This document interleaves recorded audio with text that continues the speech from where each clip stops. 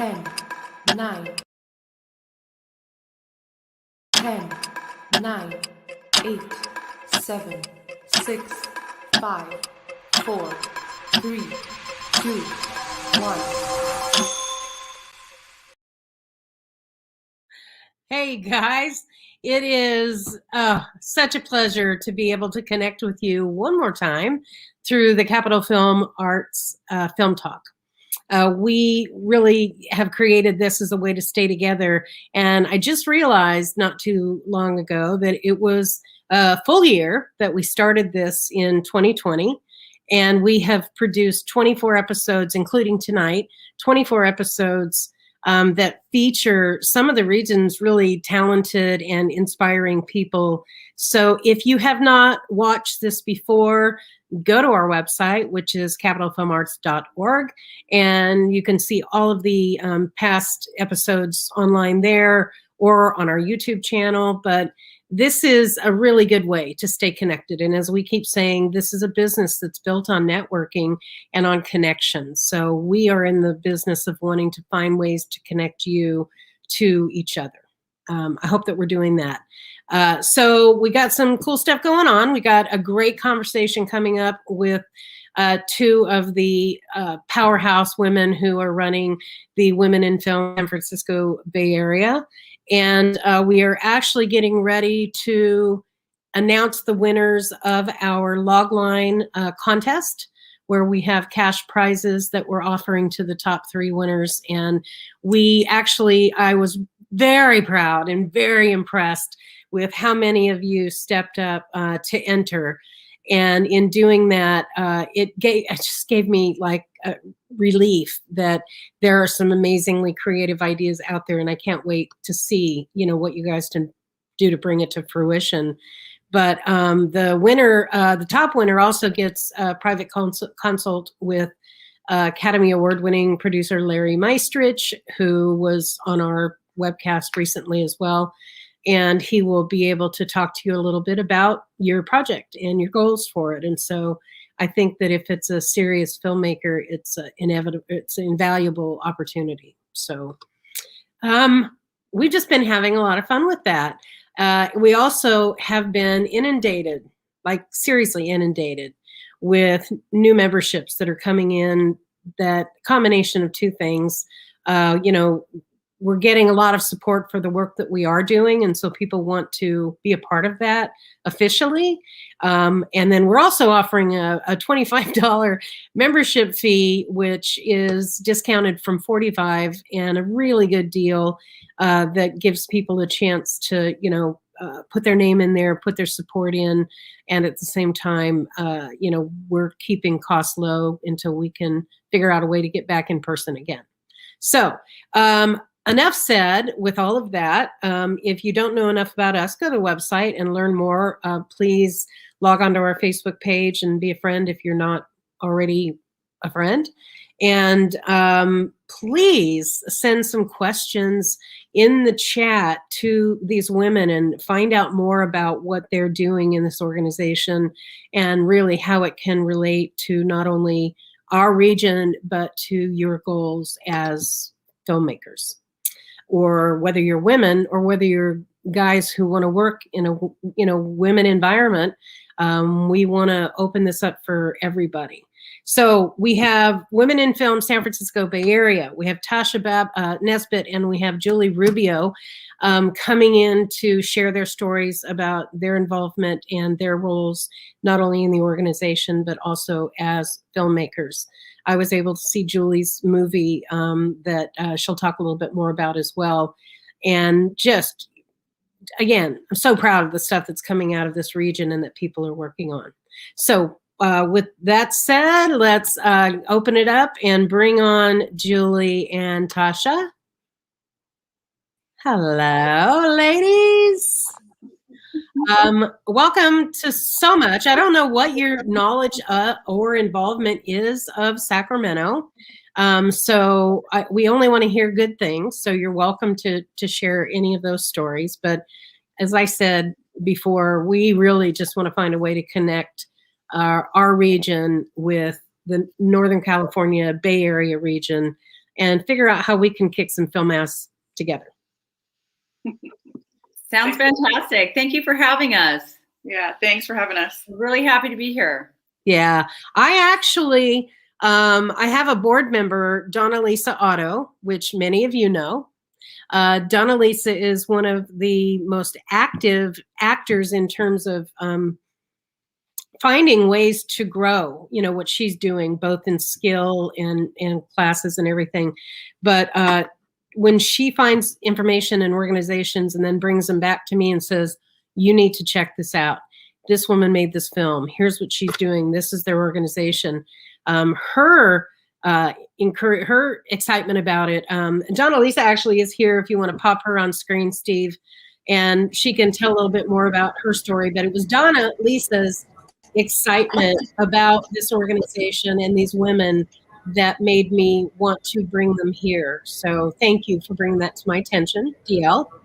And of course, for everything that you do, because you're part of the organization. But tell a little bit about how you even got to know about them and why you were so dang excited about it. Well, you know, I've been venturing out from the actor field into the movie making field and taking some creative writing courses, thinking about writing a script and all these things. And then I saw on Facebook, they posted this wonderful post that they were having a spring mixer. And so I thought, well, maybe this sounds interesting. This might be exciting. And I went to it and was blown away by the talent and just the camaraderie within the spring mixer, and so excited about it that I thought, oh my goodness, this needs to be on our Capital Film Arts Alliance talk, because they're starting up an organization that is very exciting, very fresh, very new. There's so much talent in it, and I want to be a part of it. And so I thought, well, this would be good to share, even though I know we're in Sacramento. Yes, San Francisco seems like a ways away, but all of us actors in Sacramento know that you go to San Francisco for most of your major auditions. And well, we all self-tape now as well. But, you know, San Francisco Bay Area is starting to really pick up. And I think that it's very promising, it's exciting. And I'm looking forward to hearing more and learning more about women in film, San Francisco Bay Area. Wow. Yeah. So well, I hope that everyone will be able to experience it. Yeah, I wanted you to come on and just share that. But I know that you're also on a farm in Tennessee and your streaming is crap right now. So we're going to drop you out. But thank you for popping in and sharing your opinions and experience. So yeah. And thank you for your kind words. Yeah. Thank you both, Julie and Tasha, for coming on board and sharing this. And I'm looking forward to hearing everything that you have to share. So thank you. Yeah. So let's play your trailer so everybody kind of gets a feel for what the organization is. And then we can talk about what it is and your roles in it, and then get into the next, phase of your journeys as filmmakers. So. Okay, let me pull this up right now. 1 second. Don't you love how we make our guests do their own engineering? Here we go.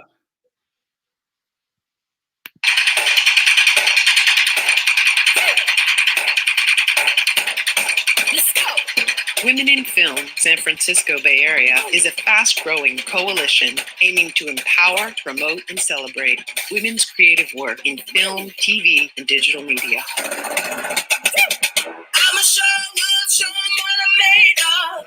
I keep pushing, climbing, gonna rise up. I got power up, spreading my wings. I got a fire inside. Yeah. I'm a woman on top. I deserve an opportunity like everyone else. Keep moving, don't stop. MOVIN. We feel that there is underrepresentation of women and minorities. Empower. empowered women and girls transform societies. I'm gonna show you how. Just watch me. Turn it I kind of find it my responsibility to connect people to ideas.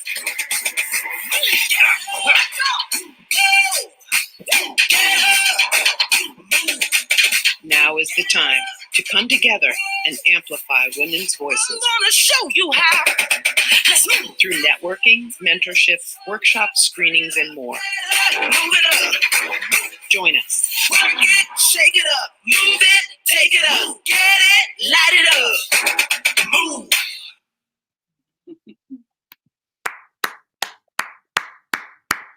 The message itself of just the empowerment and the motivation of women in film just actually gives me chills. So, yay.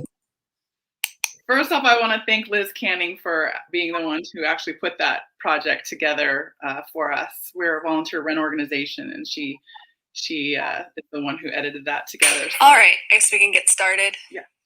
So today we're going to talk about what's significant in laboratory measurement. Whoops. All right. Never mind. Now we're going to get started. Just random. So tell me, how old is the organization, and what was it born of? You know what I'm saying? Yeah. And when did you both come into the roles that you have currently? So, Women in Film San Francisco Bay Area began with Bay Area Women in Film and Media. So Bay WIFM is now Women in Film San Francisco Bay Area. It's been around since 2001, and it was started by a group of filmmakers. Actually, Liza Simone Siebold Main is the one who started it, and they were very, very active over a 12-year period. I ran their short film showcase for about 6 years. I came to the organization myself because I was making a feature film and I needed support and I needed help, and they offered quite an array of services to support narrative filmmaking at that time for me. And I know that Julie has a similar experience. I'll let you share your experience and then I'll tell you how we've arrived to today. So Sherry, go ahead, Julie. So I started with the group in the very beginning in 2001. And I was invited in. We were called Cinema Chicks. And I walked in and met probably about 75 women filmmakers that were all in someone's house. People were sitting all over the floors. And I couldn't believe, first of all, that there was this many women that were filmmakers. And that here I was, I had lived all over the world. I lived in New York and London, and I grew up in LA, and I lived in Hawaii.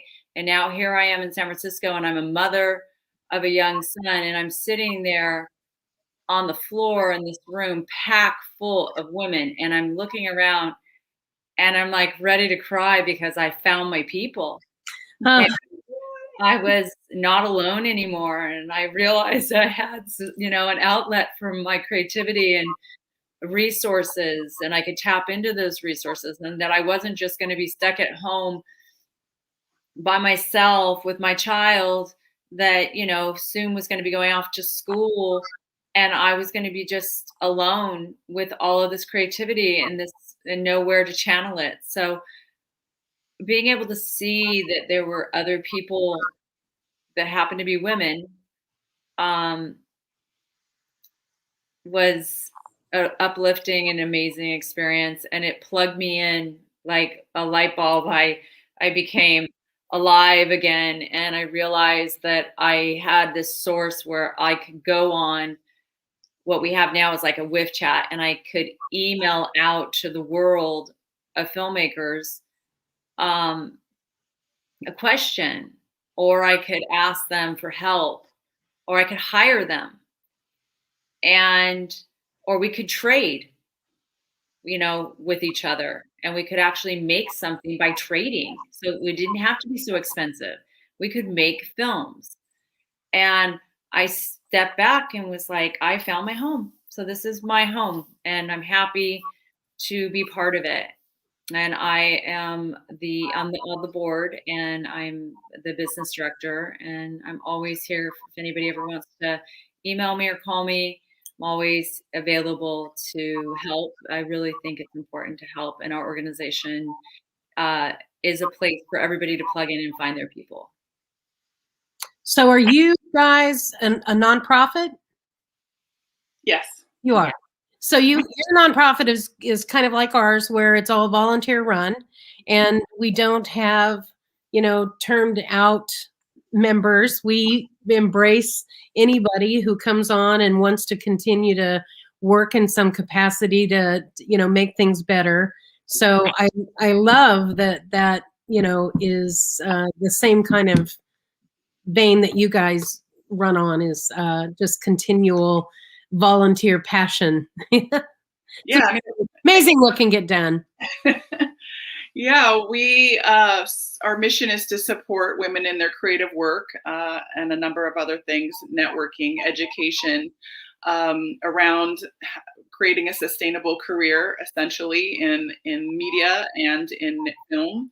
And so there are, in our membership, there are newbies who are just getting out of school, as well as seasoned veterans in the industry, have been making film for a very long time, in all trades, including directing and editing and lighting, just shooting. There's just an amazing amount of energy and talent in the group. So we reformed.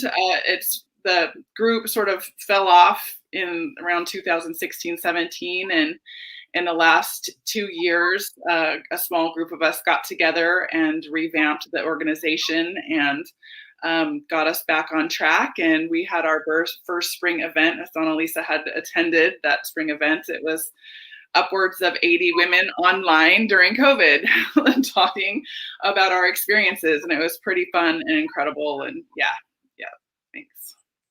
Yeah, I'm so blown away by things that have been given birth to in this pandemic, because we were having meetings 3 times a month for actors, writers, or filmmakers, those categories specifically, and overnight had to just stop.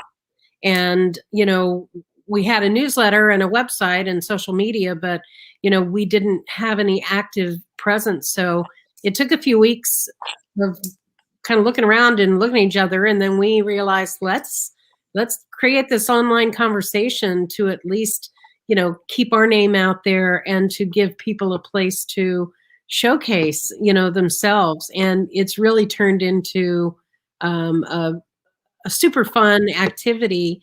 And I know that no matter what, we will continue to do it, because it's just so damn convenient.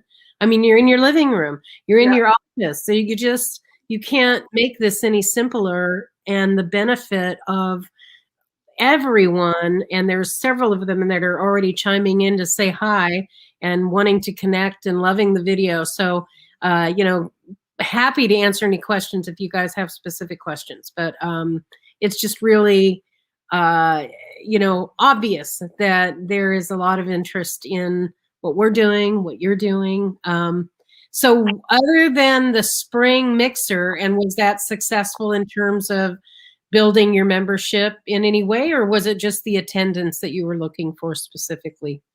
Oh no, it was incredible all the way around. We definitely had a chance to meet to connect the younger generation with the seasoned generation, to kind of break out into these rooms where we were discussing very specific areas of expertise. I led a group on producing. Julie led the directing group, and so it was a lot of fun. And again, it's all volunteer led organization, and everything we do is definitely run by volunteers. And so we're always looking for energy and excitement of people to bring in and contribute to the community and share their passion to build for other women. So like Donna Lisa, which, just FYI, she's ours. Yeah. Oh, well, no, okay. All right, you got me. She's the kind of person that you just want on your side. She's the most incredible energy. So we love that. And I'll cut a bitch. No. All right. Well, you've laid your claim and I'll step off. Yeah. So when you restarted it, was it, you don't have a physical location, right? Everything that you're doing is virtual. Yeah. Did you completely revamp or did you just change the name? I mean, was it a real upheaval or Revamp? Yeah.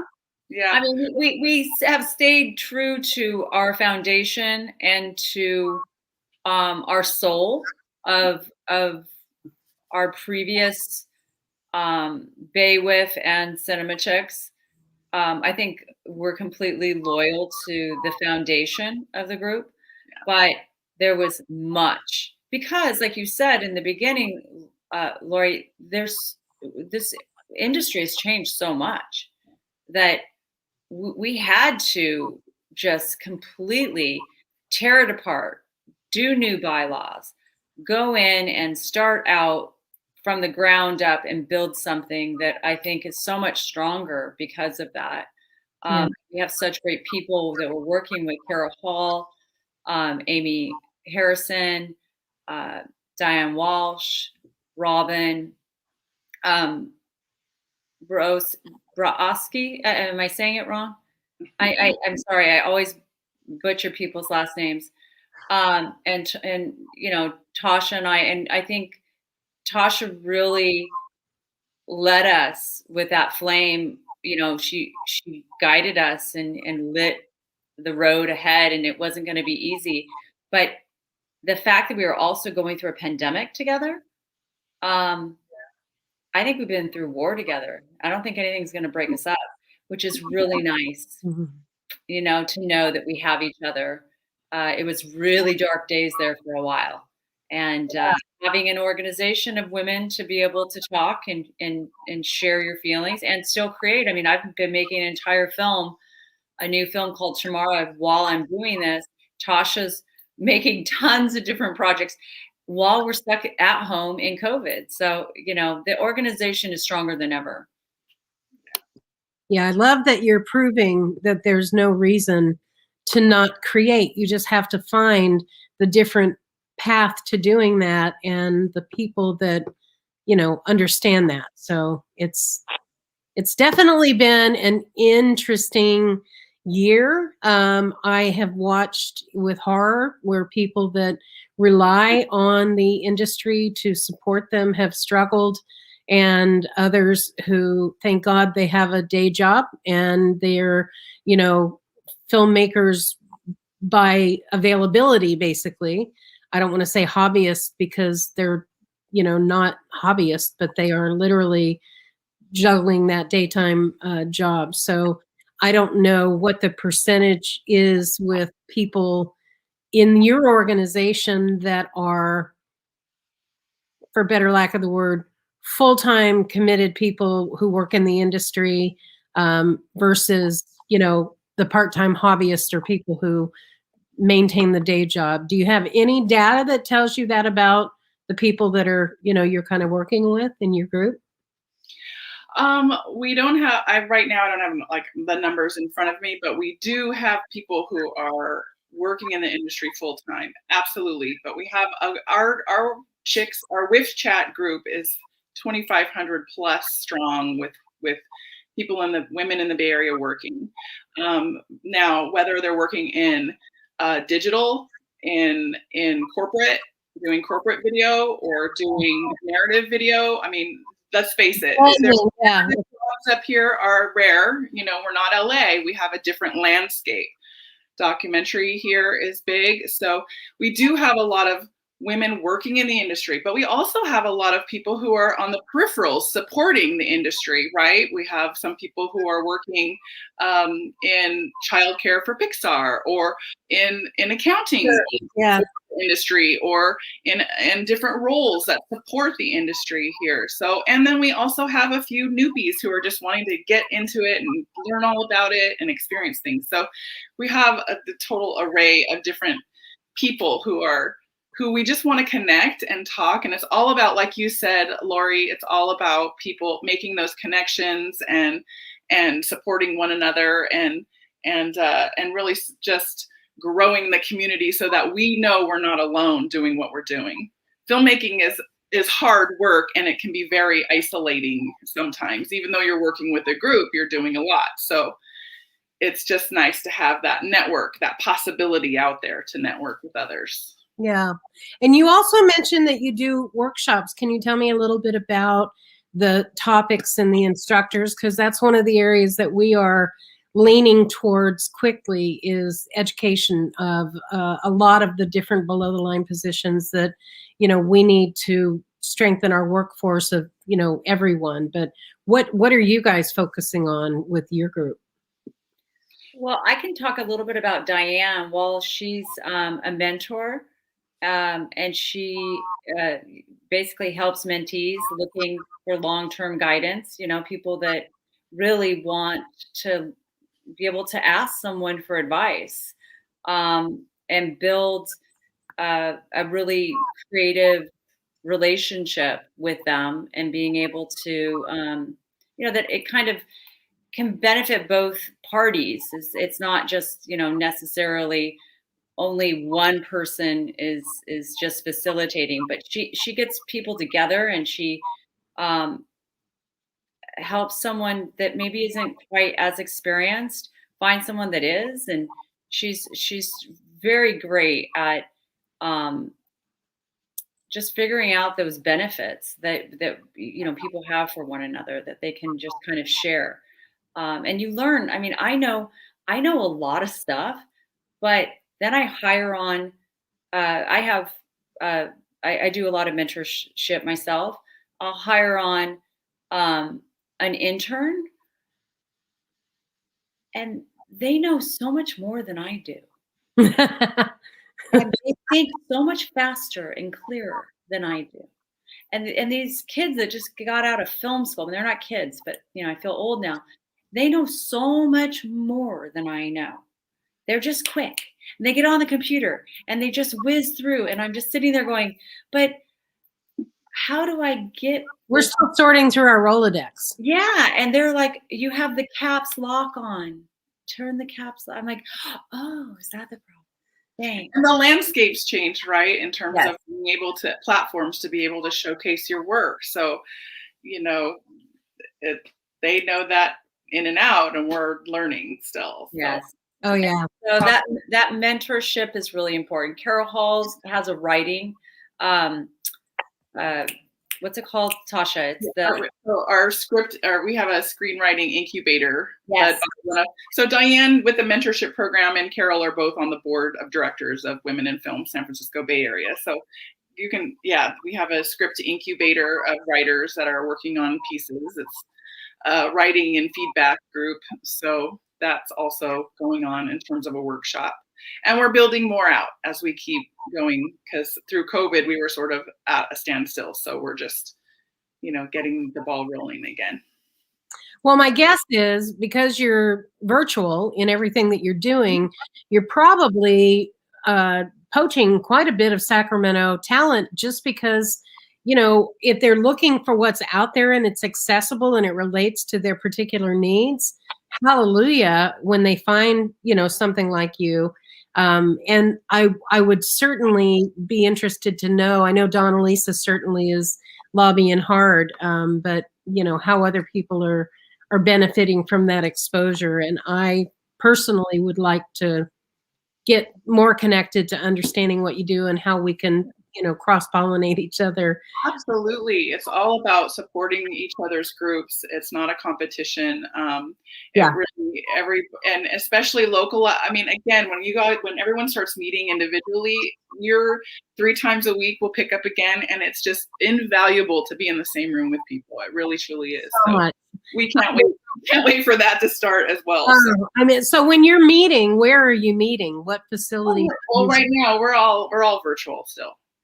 But before that, were you having physical in person? Oh yes, Tasha has an office in the Bay Area that we go to, so that was lovely. Oh, wow. And originally, Bay Area Women in Film went out of the 9th Street Film Arts Center, which was in San Francisco on 9th Street. It was a big space that had several different nonprofits basically that met out of there. So there was a whole office there, and they had screenings there. And but that was a long time ago. But yeah, we're not in need of one location now. It's all about the heart is the home, and that's on the web right now. So yeah, truly. And I think, again, what we do when we go back to in person is going to be really interesting, because while that's a huge advantage, taking advantage of virtual just is so much more efficient and accessible and has such a bigger footprint in the long run. So yeah. Because we were looking places that literally we need room for 80 people, and we need that every Tuesday night for 3 hours, and that's just finding the space. Right. So did you find now that you used to meet on regularly, or you're still looking for that space? Or yeah, we were actually we have office space, and we were using a recent studio that's in development here in Sacramento. That's a huge space that can accommodate a lot of different things. Great. So we started having meetings there, and literally I think we had 2 in 2020, and then as of March had to stop. And before that, we were at a different location, and we outgrew that. So physically, when we have events, we can see a turnout of 80, 90, 100 people. That's great. And I can't even imagine what's going to happen when we can all come back together.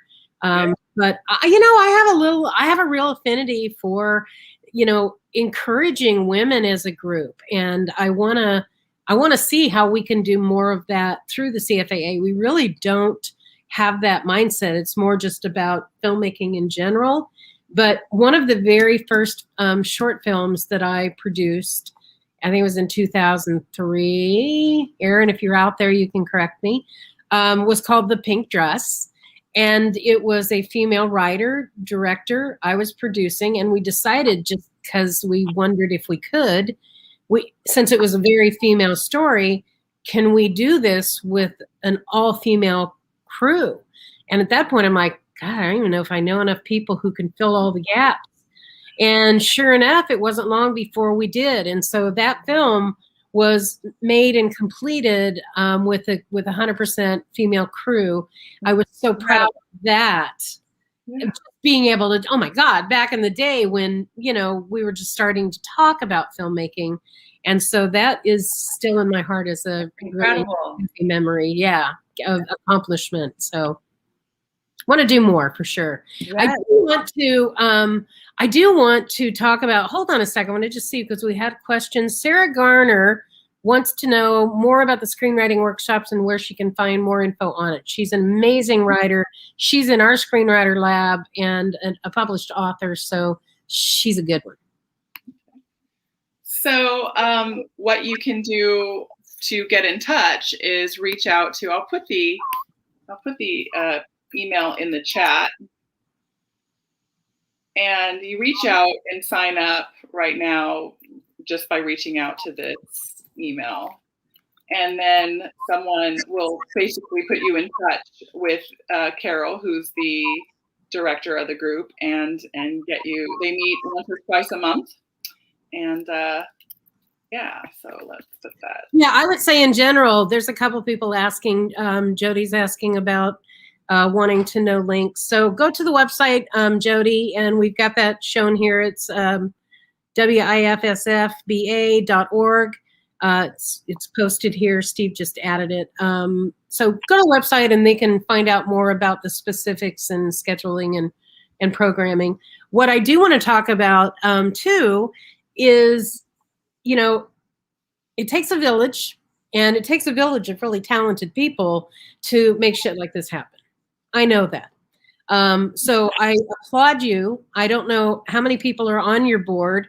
I have a board of about 12 or 13 people, and I could not do it without them. Yeah, So right. it's just really, yeah, it's incredible to see the heavy lifting that has to take place. But also, I want to know more about your roles just in the industry of filmmaking. And as I said earlier, I watched Julie's movie, East Side Sushi, which is available on Amazon Prime, and I encourage you to watch it. It was a really enjoyable, sweet story. So definitely check that one out. And anyway, tell me a little bit about, you know, what kind of sparked you. And then mine was a public, you know, one of the public TV station contests here in Sacramento that got me going. But what, you know, inspired you, and what was the path that you took to get to where you are now? And then what does that look like today? Okay. So we want to start with you, Julie, and then we can go into Tasha and whatever you have. I started with acting. I went to Lee Strasberg. I grew up in Los Angeles. I secretly wanted to be an actor my whole life. Growing up in LA, I didn't want to tell anybody I wanted to be an actor because I knew everybody wanted to be an actor. But that's what I wanted. I didn't even know it was possible to be a director, producer, or a writer at that time, although I wrote my whole life. And then later on in life, I went to school for acting in LA, and then Lee Strasberg in London, and then New York, and went to college for a while for that. And make a long story short, by the time I got some agents in New York City, and I did all kinds of modeling and acting. And by the time I got up to the Bay Area, I was a mom. I was a young mom, and I was married, and I started producing some plays, but I didn't think that I would ever really get chosen. You know, I was kind of waiting around, I think, for somebody to pick me. And then I realized no one was going to pick me, and I better start writing my own screenplays. So I started writing and producing. I'd already been producing plays, and I had already been in lots of plays. So I understood that process, and I'd already been behind the camera quite a bit in LA and in New York and in London. So I understood that process. And I had an ex-boyfriend that had went to film school at Tisch, and so I hung out with him all the time and making movies. By the time I got here, I just decided, you know, screw it. I'm just going to write. I'm going to produce my own stuff. And my first screenplay was a period piece, which was really not the best thing to write.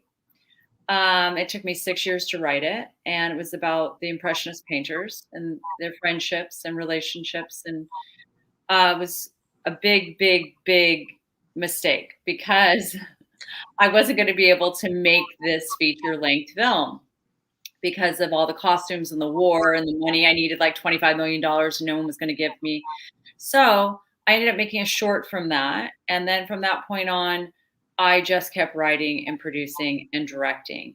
My director on making that short left the set that night. I had hired a woman. She left because she got in a fight with one of the producers that also was an actor.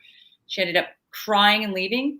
And I ended up pulling up an Apple box and started directing. And I was very comfortable in that position. I knew exactly what to do. And it was because of everything that I had done, you know, the 20 years before that. And that's how I got my start. And I've never stopped making films from that day on. And I love it. It's my calling. It's all I know. Wow. That's very cool. And I love that. And that's, as a matter of fact, every actor that I know, I encourage them, find some skill on the other side of the camera, because that just doubles your opportunity for employment. But more importantly, it gives you this creative, base to come from, that you can decide what you want to do, not wait for somebody else. So I Yeah. totally The moral of the story is no one's going to pick you. right. You need to pick you. You Right. need to pick yourself. And we have Elizabeth Ann Springett, who is one of our board members, but she's also an actor, and she does screen and stage and is everywhere to be found. She wants to know who your role models are, so maybe you can touch on that, Julie, and then we'll flip over to Tasha, and you can include that as well, because I think that's interesting. Yeah, I mean, I think that back in the day, Jodie Foster was directing and acting, and so was Barbara Streisand. And Cher was not only singing and dancing, but she was acting, and then she was producing and doing films. And I stepped back and looked at those women in the very, very beginning, that they were acting as well, and felt that I could do it, that I could move. Because let's face it, in Hollywood, if you turned 30 back in the day, you were old, and so, seeing these women get behind the camera and not give up their talent, and then also put themselves in front of the camera, is brilliant. They went ahead and took charge of all of it, and that you can produce and direct and you can act. That's fantastic. So those are a few. Good. Actually, those are really, really good ones. I was like, yeah. Okay, and Tasha, tell us, you're at the head of the team, and how did you get there? From where and when you started off? I mean, well, let's see. First, I would say that I came to this industry from writing and storytelling. I really wanted to be a big screenwriter. I wanted to write a bunch of scripts and sell a bunch of scripts and have a bunch of movies made. And the truth is that it's hard work and it takes a long time. And I didn't want to move to LA. So I did a lot of writing here and wrote my feature back in 2004, co-wrote that and produced it. And I went to film school. I went to the Academy of Art for a while years ago, and then quit to make the film. And then I've been working ever since, working in production management roles, working in started off with PA roles and then production management roles, and on to producing pieces for people in all different, in music videos or documentary, commercial work, and most recently a lot of commercial work over the last few years. And so you just keep your toe in and you keep working and you keep networking. It's not easy. I'll admit that. It's not easy to make a full living doing that. And there were times where I had other jobs where I was also working multiple production jobs at the same time or in between. So it definitely takes tenacity and drive to stay in this industry because we love it, really. I mean, it's easy. So during COVID, my production company slowed way down. We couldn't shoot in person. Luckily, I got some good editing work because I happened to also expand into editing years ago. And my husband's a professional editor, so he's like taught me things over the years. And so got some editing work, just blew up during COVID. And then I most recently have been working for a startup that uses AI to look inside and watch inside of videos and report on what's inside of videos. It's one of the first type of technology that watches and listens to videos. So it's been really interesting to jump from like doing my own production company into a role where I'm actually advising on videos themselves and working with a startup company. But thank goodness during COVID for that. So even I am not immune to the weather the storm of working in this industry, right?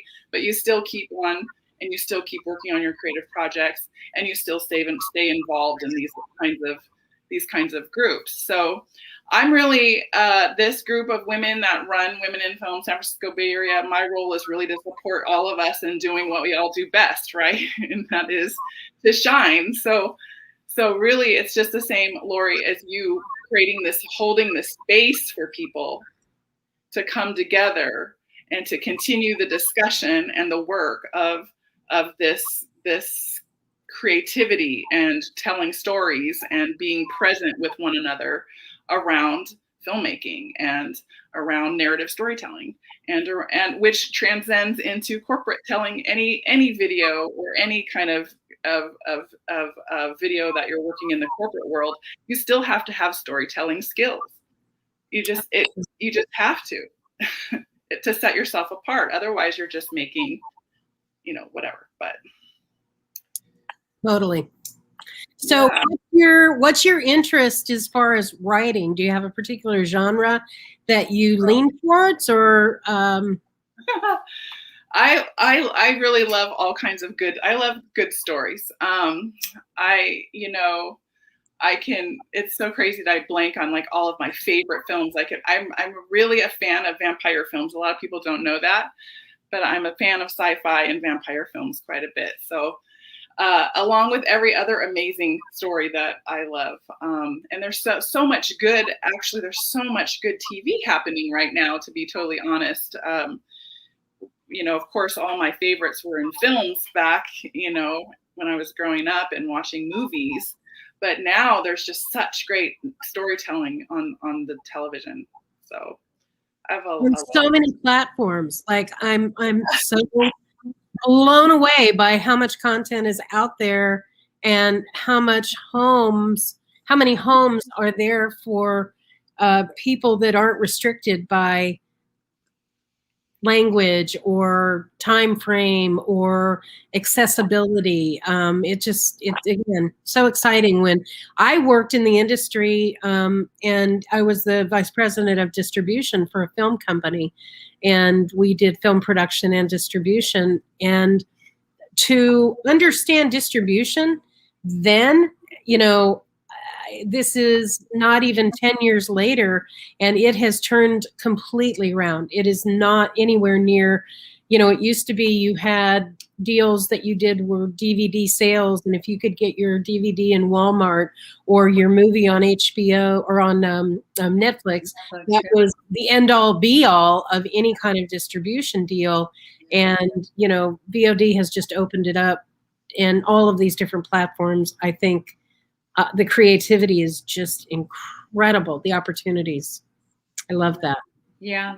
It's a great opportunity for the little guy, in Right. the independent world finally has so many different homes where they can actually stream out their content, and if you're really good, you can have an audience, and it's not just because you have these people that are the gatekeepers that control it.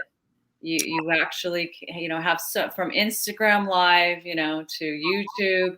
You can do self-distribution through Amazon Prime. I mean, you have so many avenues now, Apple TV. You don't have to just sit around again and wait for someone to pick you. Yep. And the truth is really that it's about growing your audience, right? So you're like testing your idea by putting it out there and actually like growing a community around your project. And people the industry is looking for audiences that are sort of built in already. It's almost like they're looking to see what's already been tested and then picking things up. So it's true. You don't wait to be chosen. You start now, you build, you put content out there, you build your audience and get as many people to look your way as possible. Tasha and I are working on a film right now about Tamara de Lempicka, and it's called Tamara. We have the trailer that, and it's all female crew. And right now it's all female cast, but it's a documentary. So it just featured people, not cast. Let's watch it. Do you have that one? Yeah, we have the trailer. It's and also Eastside Sushi. I want you to share that because I would hope after tonight we can spike your views. All right. Well, which one do you want to watch first? Let's watch tomorrow because it's only a minute. Okay. All right. Let me go get it. I'll be right back. Yeah, it's nice to. I mean, it was really inspiring when you said back in 2003 you made it all women cast and crew. I mean, that's incredible. Yeah. Very inspiring. It's actually not all cast. We had men in the cast, just not in the crew. Oh. $5 million scene is better than $5 million. The woman, the machine, the woman looking to the future, in charge of her life. Tamara decided to become a painter to support herself, her family, her child, and survive. And she did, and she became one of the most sought after portrait painters in Paris and in Italy and eventually the world. There's a new generation that's discovering her and falling in love with her. Tamara was a survivor from one day to the next. She invented her own style. And so, as she said, in a whole room full of paintings, you can immediately recognize mine. Donna Karan was a collector, Jack Nicholson, the German designer Wolfgang Jupp, the playwright Tim Rice, he wrote Evita. Barbara Streisand owned Adam and Eve, which is a fantastic painting. Tamara appeals to celebrities. One of her biggest collectors is Madonna. She has used her paintings in Open Your Heart, Vogue. She owns about 4 or 5 paintings. She has touched so many different eras. Her art, her legacy. It's definitely portraying women in a strong way, women in charge of their lives and their world. She has lived such an amazing life. Oh, that looks fascinating. And you know what? I recognize her art, but I didn't recognize her name. That's cool. I love that. Julie, you're on mute. Oh, good. I'm so happy. Yeah, that's so many people in America recognize her. She's extremely famous and very well known in Europe and in Japan and pretty much all over the world. Just Americans don't really quite know her name, but they know her art. So we're going to get that and really, place her in the proper position that she deserves in history, in art history. Is that going to be a feature? Yes, it's a feature-length documentary. Okay, great. And I want to tell you, you mentioned something about your plan for the Impressionists Yes. that you wanted to do.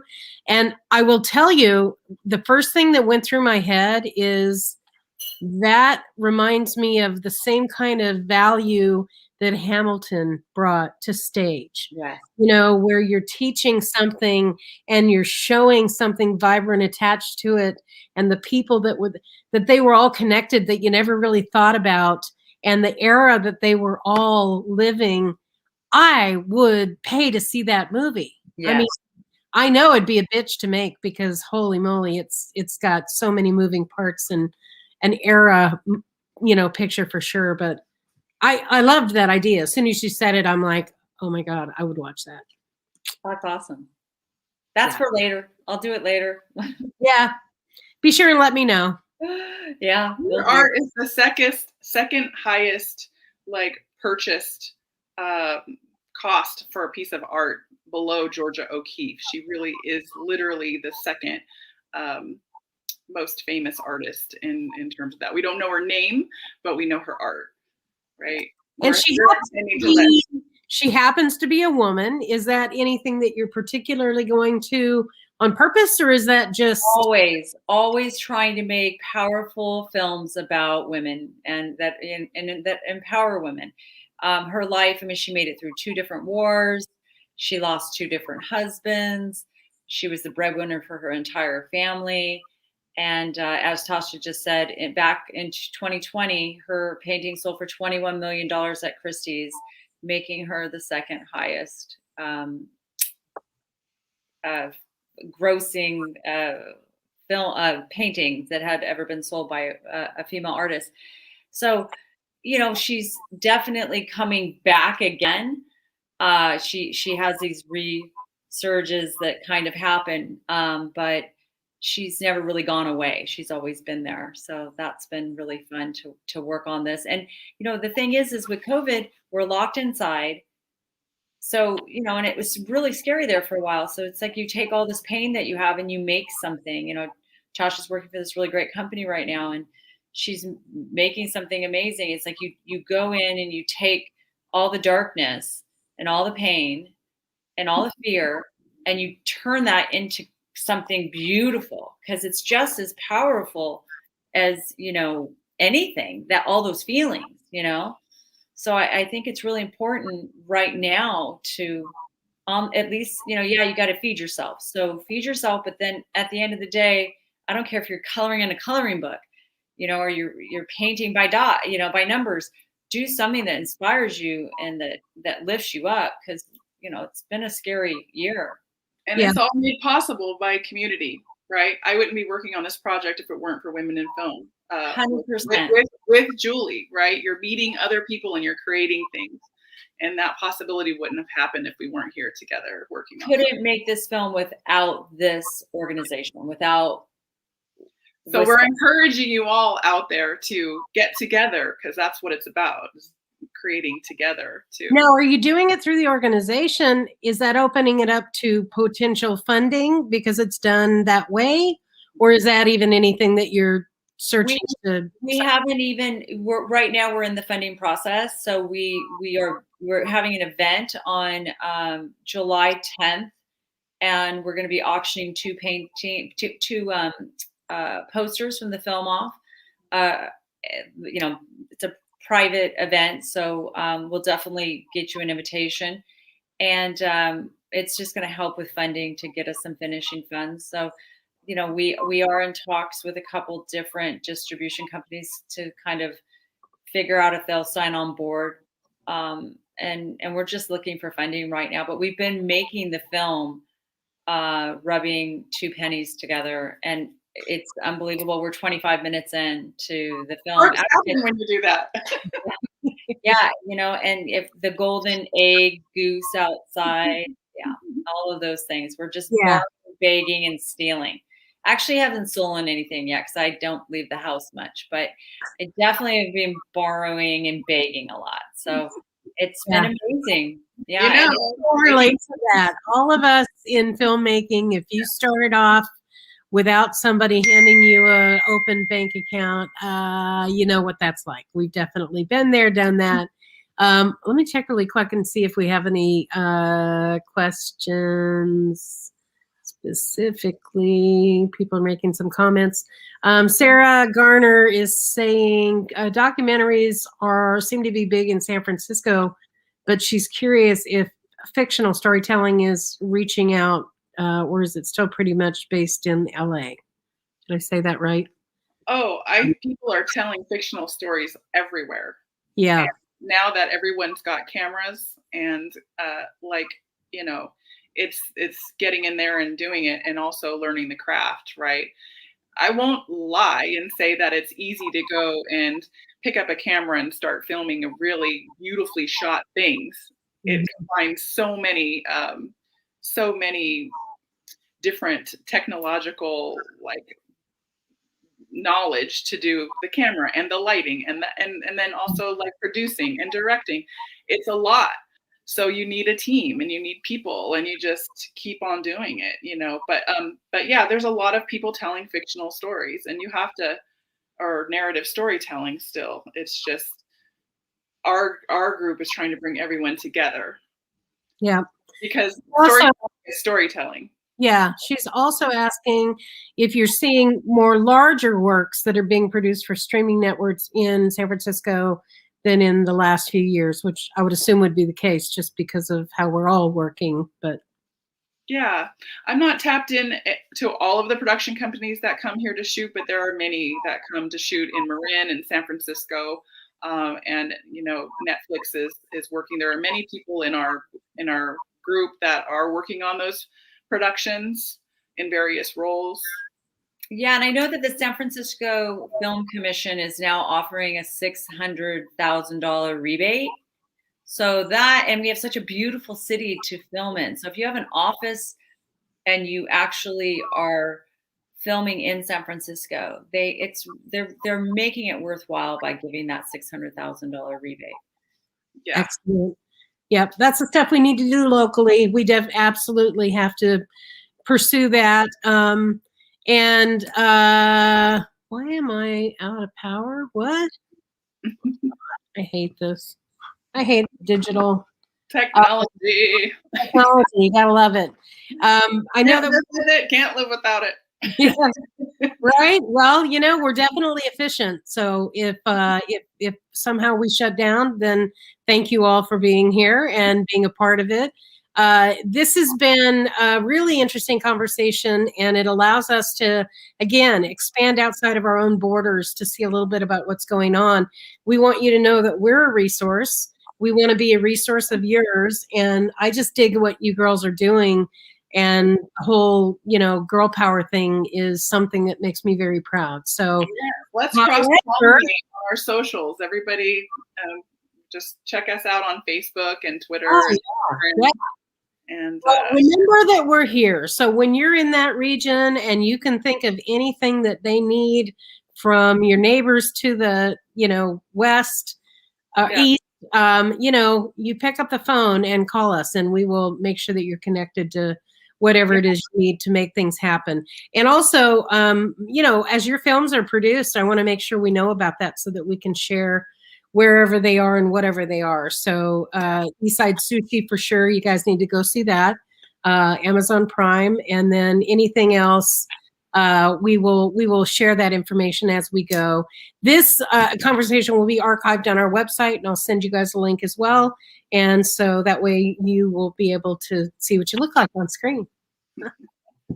Thanks for having us so much, Lori. Thank you for having us. Lori, Thank you. And thanks to all of you guys who are here.